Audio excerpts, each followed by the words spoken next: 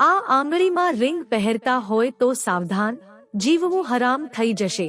શનિ સાથે નાતો. સોનાની વીંટી તમારા જીવનમાં ઉર્જાના પ્રવાહને પણ અસર કરી શકે છે.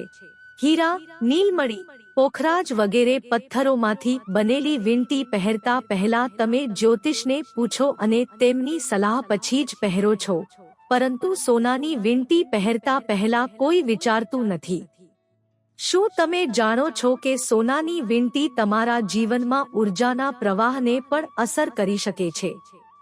હીરા, નીલમણી, પોખરાજ વગેરે પથ્થરોમાંથી બનેલી વીંટી પહેરતા પહેલા તમે જ્યોતિષને પૂછો અને તેમની સલાહ પછી જ પહેરતા હોય છે, પરંતુ સોનાની વીંટી પહેરતા પહેલા કોઈ વિચારતું નથી.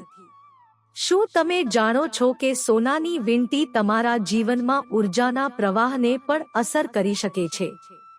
આ કારણે તમારે સોનાની વીંટી પહેરતા પહેલા આ માહિતી જાણી લેવી જોઈએ.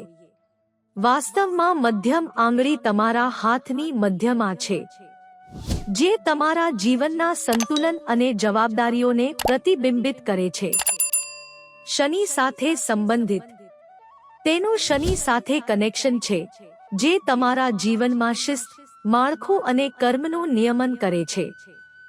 શનિ માટે એનર્જી પણ મહત્વપૂર્ણ છે, જેથી તે તમારા જીવનમાં સ્થિરતા લાવે. જ્યારે તમે તમારી મધ્યમ આંગળી પર સોનાની વીંટી પહેરો છો, ત્યારે તમે શનિની ઉર્જાને એમ્પ્લિફાય કરો છો. બીજી બાજુ સોનું સૂર્ય સાથે સંકળાયેલું છે, જે શક્તિ, સંપત્તિ અને સફળતાનું પ્રતિનિધિત્વ કરે છે.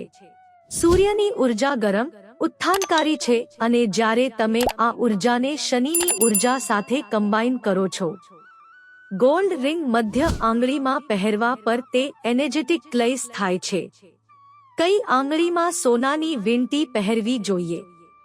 આનું પરિણામ એ આવશે કે તમે તણાવમાં રહેવા લાગશો. તમારે વધુ જવાબદારીઓ સંભાળવી પડશે. તમારે સંઘર્ષ કરવો પડશે. તમે જીવનમાં અટકી જશો. તમારી આર્થિક વૃદ્ધિ પણ ઘટશે.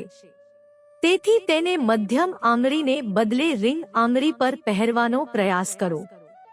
સોનું પહેરતી વખતે આલ્કોહોલ કે માંસાહારી ખોરાક ન લેવો, કારણ કે સોનું ગુરુ ગ્રહ સાથે સંબંધિત છે, તેથી તેને શુદ્ધ રાખો.